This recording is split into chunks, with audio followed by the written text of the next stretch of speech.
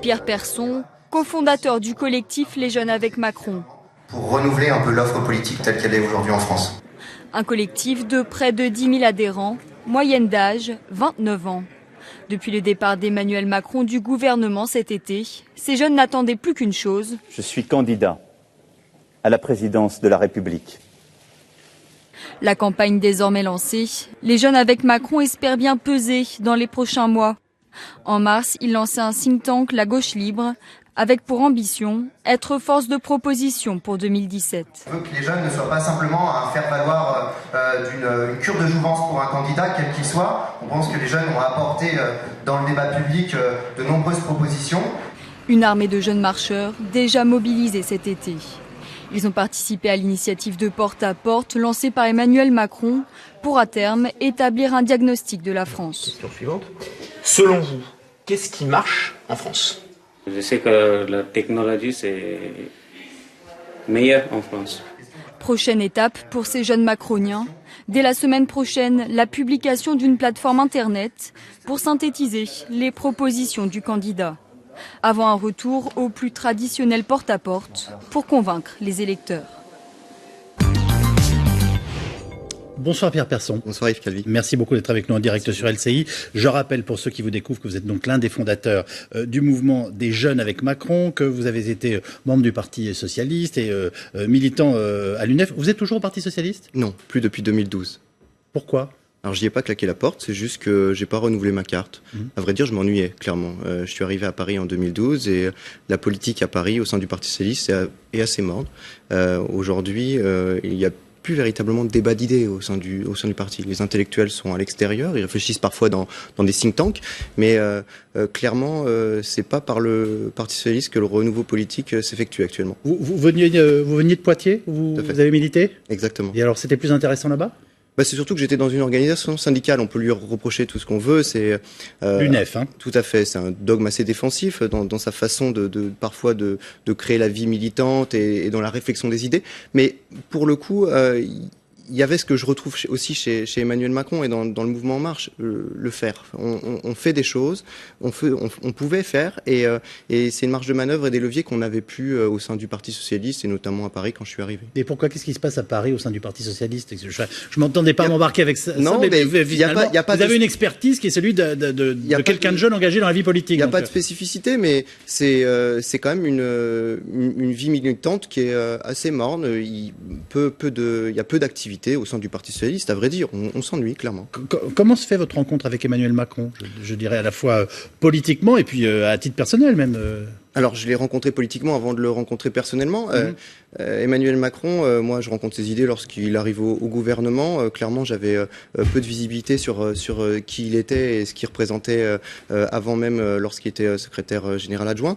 Je vois la loi, je vois la façon dont il le fait, surtout. J'appréhende les nombreuses heures de débat, la façon dont il a convaincu les parlementaires. Donc, je le vois par la presse. Et puis, on décide un beau jour avec 3 amis de créer un site internet pour défendre en fait la loi Macron, pour faire de la pédagogie sur les dispositions, parce qu'on trouvait qu'elles étaient parfois un peu caricaturées. C'est la loi travail. Non, pas le travail, la loi Macron. Pardon-moi, c'est la loi Macron qui vous intéresse. Tout à fait. Et vous avez envie de l'accompagner là-dedans. Alors, c'est incroyable, plus que la loi Macron, c'était véritablement l'idéologie qui aussi était, dont la loi s'imprégnait. C'est-à-dire que j'ai trouvé dans la loi Macron quelque chose qui n'était plus mis en pratique au sein du centre-gauche notamment. Et donc c'est ça qui m'a séduit. C'était à la fois la loi et aussi la vision qui accompagnait. Et donc, quand il nous dit que 35 heures pour des jeunes, c'est pas suffisamment, et qu'on peut travailler plus, vous êtes d'accord avec lui ? La réalité, c'est qu'aujourd'hui, en tant que jeune, on travaille déjà plus de 35 heures. Je les compte pas, mes heures. Je travaille dans le privé et c'est le cas de bon nombre de mes amis.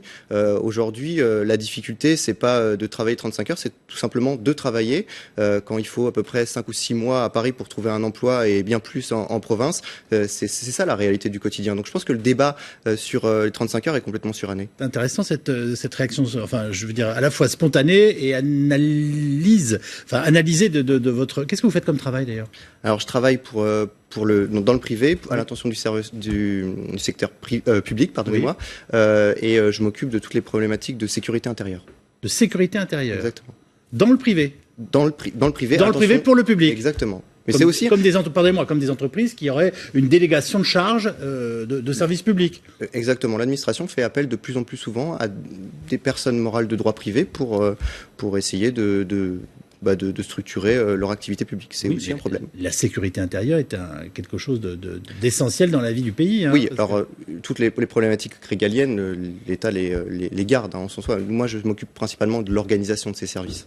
Et donc, vous faites plus de 35 heures par semaine. Exactement. C'est pas légal, dites-moi. Si, quand on fait des heures supplémentaires, c'est légal. Bon, c'était une plaisanterie. Vous êtes satisfait de cette déclaration de candidature? Moi, j'ai trouvé ça plan-plan. Alors, sur la déclaration en tant que telle, oui. Clairement, déjà, c'est une étape. Je pense que c'est bien qu'elle soit franchie. Il y avait beaucoup d'attentes de la part à la fois des commentateurs, mais aussi des membres du mouvement et des gens que je rencontrais, des citoyens français qui s'intéressaient aussi à la démarche. Et donc c'est une étape dans le mouvement. On a fait les choses dans l'ordre, et je pense que ça, il faut le rappeler. Emmanuel Macron a depuis 6 mois structuré sa réflexion, mais aussi sa façon de faire, sa façon de créer son mouvement politique, et étape par étape, tout a été respecté. Et donc, en effet, la candidature, ça vient ponctuer. Alors, c'est très bien l'organisation, telle que vous venez de l'écrire, dire alors A plus B plus C plus D. Je ne peux pas croire que vous soyez fondamentalement enthousiaste par cette prise de parole. J'ai envie de vous dire, on l'avait jamais vu aussi coincé. Alors, c'est peut-être parce que pour la première fois, il lisait un discours, et par ailleurs, peut-être aussi qu'il était ému. Je peux comprendre ce genre de choses. Je pense qu'il y avait un côté solennel. C'était plus Macron. Il y avait plus de Macron était plus là. C'est sûr que c'était pas le stand-up meeting, mais c'était solennel aussi. Il s'imprègne aussi il devient candidat à la présidentielle quand même. Il va à la rencontre du peuple français dans son intégralité. Il a dit, situé au-dessus des partis, il n'était pas là pour rassembler la droite, il n'était pas là pour se rassembler la gauche, il était là pour rassembler les Français. Et donc il y avait en effet dans son intervention une certaine forme de solennité. Il n'ira pas à la primaire? Non. Vous pensez sincèrement qu'il peut gagner? Ne me faites pas une réponse convenue. Yannick Jadot, il a eu le courage de dire, moi je suis candidat à l'élection présidentielle, tout le monde sait que je vais pas gagner. Mais il peut marquer une étape importante, Jadot. Peut-être qu'il peut être en effet le nouveau visage de l'écologie de demain. Alors, est-ce que Emmanuel Macron est là pour gagner? Moi, ça me paraît difficile, mais Emmanuel bien Macron votre avis. est là pour porter ses idées et nos idées, les idées d'En Marche, des progressistes en général, dans le débat en 2017. S'il y va, c'est aussi qu'il considère que dans l'offre politique telle qu'ils sont, il n'y a pas quelqu'un qui représente ses idées comme lui. Oui. Et donc ça, c'est un premier point. Est-ce qu'il a des chances de gagner? Ça, je sais pas, mais quand en juin 2015, je me lance dans cette aventure, je pense véritablement que cet homme va renouveler le paysage politique. Pourtant, il n'était pas question d'une candidature en juin 2015. Hein. La loi Macron n'était pas encore votée, et pourtant, je pense fondamentalement qu'il a un rôle à jouer. Alors, est-ce que ce sera en 2017? Ça sera les Français qui le diront. Mais pour autant, la dynamique d'En Marche se situe sur le long terme. Et vous n'êtes pas déçu? Non. Vous ne trouvez pas ça extrêmement classique? Il nous a fait une déclaration de candidature, allez, je vais employer un terme mesuré, conventionnel. Conventionnel, oui. Or, sa démarche jusqu'ici ne l'est pas. Pourquoi? On se dit, quel est le vrai Macron? Le Macron conventionnel qui nous dit j'ai décidé de présenter ma candidature à l'élection présidentielle, ou le Macron qui joue avec des idées, qui nous dit des choses intéressantes, qui nous dit que la droite et la gauche c'est pas figé, dont on sent qu'il est capable d'établir des dialogues avec des gens extrêmement différents dans la France telle qu'elle vit aujourd'hui? C'est aussi ce qu'il a dit, et alors je sais pas si on le voit sur vos images, mais pour autant il a fait son annonce de candidature dans un CFA, dans le 93, avec des jeunes apprentis. C'était déjà la 3e fois qu'il allait sur place. Donc c'était un lieu qui lui tenait à cœur, avec Patrick Toulmay qui l'accompagnait. Et donc c'est peut-être conventionnel sur la prestation. Sur le fond, ça l'était moins, mais pour autant, le décorum tout autour l'était pas du tout. Le problème, c'est que ces jeunes qui l'entouraient n'ont pas eu accès à lui. On l'a vu dans notre reportage, et j'ai envie de vous dire que c'est choquant. C'est-à-dire que, à la limite, on peut imaginer qu'on a assisté à une manipulation. Je précise qu'on sait très bien qu'il y est allé plusieurs fois, oui, qu'il a des liens que je qualifierais très clairement d'amitié avec le responsable du centre qui parle de Macron avec beaucoup de sincérité et visiblement qui lui est attaché, sauf que les gamins, on les a retrouvés derrière une glace, à assister à un acte de candidature. Ça choque, je peux pas vous le dire autrement. Alors, même pour tous les adhérents, c'était le choix qui a été fait. Les adhérents étaient aussi en retrait. Il n'y a pas eu de prise de parole des adhérents. On souhaitait que Emmanuel Macron, comme je disais, s'exprime directement. Après, je les comprends. adhérents, pardonnez-moi, avec Oui. leur petit t-shirt blanc, ils étaient dans la salle et en gros, ils faisaient partie des guests, des personnes qui étaient invitées. Les gamins chez qui on est allé filmer, eux, ils étaient derrière des vitres et ils ne pouvaient pas, mais c'est même pas l'interpeller, c'est être dans la salle, c'est-à-dire participer à ce moment fort de la vie politique du pays qui est la déclaration de candidature d'un responsable politique. Ça vous perturbe pas plus que ça, vous? Non, pas spécialement. Je sais déjà qu'il les a rencontrés pendant plus de 3 heures lors de sa précédente venue. Donc, il y a eu une discussion à bâton rompu qui s'est effectuée entre eux. Emmanuel Macron leur a montré la marque de respect qu'il avait pour eux. Et donc, je pense pas qu'il soit venu là juste pour le symbole. Il y a véritablement un fondement à sa démarche. Aujourd'hui, c'est la Saint-Macron, expliquait ce matin Alain Juppé. Il est allé un peu plus loin et il a été un peu plus sévère que ça. On va l'écouter tous les deux si vous le voulez bien. Aujourd'hui, c'est la Saint-Macron. Vous avez vu, c'est Saint-Macron. Tout le monde s'intéresse à M. Macron. C'est quand même curieux parce que d'abord, ce personnage est le co-auteur de la désastreuse politique économique qui a été conduite depuis 2012. Il ne faut pas l'oublier. Et puis ensuite, pour quelqu'un qui veut faire de la politique autrement, il commence comment ? Par une des plus vieilles recettes de la vie politique, qui est de planter un couteau dans le dos de celui qui vous a donné la chance de percer en politique. Voilà ce qui s'est passé. Alors il nous dit deux choses. Moi, j'ai jamais planté de couteau dans le dos de Jacques Chirac. Et par ailleurs, il nous dit que, voilà, d'une certaine façon, c'est la formule qui a été employée tout à l'heure dans l'émission. Emmanuel Macron, c'est Brutus vis-à-vis de François Hollande. Non, c'est pas Brutus, c'est un homme libre. Il l'avait déjà annoncé, c'est en connaissance de cause que François Hollande l'a pris à la fois en tant que secrétaire général adjoint, puis après en tant que ministre de l'économie. Il a toujours dit qu'il garderait sa parole pour lui. Il l'a fait de A à Z, c'est-à-dire que pendant son mandat, enfin en tout cas en tant que ministre de l'économie, il a été parfois considéré comme étant le truc Guillon parce qu'il avait des propos qui sortaient de l'ordinaire. Il a toujours considéré qu'il était libre. Il est sorti du gouvernement sans perte et fracas en ne disant pas j'ai pas réussi à faire tout ce que j'ai fait, mais surtout en disant que voilà, il avait fini sa lettre de mission et là c'est une nouvelle étape. Il faut avoir moins de 30 ans pour se mettre en marche avec Emmanuel Macron ? Non. Chez nous, la moyenne d'âge est de 29 ans et clairement, il n'y a pas de limite d'âge et En Marche, il n'y en a aucune non plus. C'est étrange parce qu'on a l'impression que c'est transgénérationnel. C'est-à-dire que, tel que c'était décrit tout à l'heure par Jérôme Fourquet, il y a un courant de sympathie qui serait plutôt de centre-droit chez des personnes relativement âgées. En tout cas, ceux qui peuvent avoir envie de changer le système en se disant que cet homme peut le faire. Et puis voilà, ceux qui se sont mis en marche autour de lui, c'est-à-dire votre génération, et parfois des moins de 30 ans. Ah oui, moi je vois une forte représentativité du mouvement sur tous les angles. À la fois au niveau de la pyramide des âges. Clairement, je vois autant de personnes plus seniors que de jeunes qui s'investissent sur le terrain. Aujourd'hui, si on a changé de local, c'est bien parce qu'on ne pouvait plus accueillir toute la dynamique au sein de nos locaux. Et puis, il y a surtout une représentativité socio-professionnelle.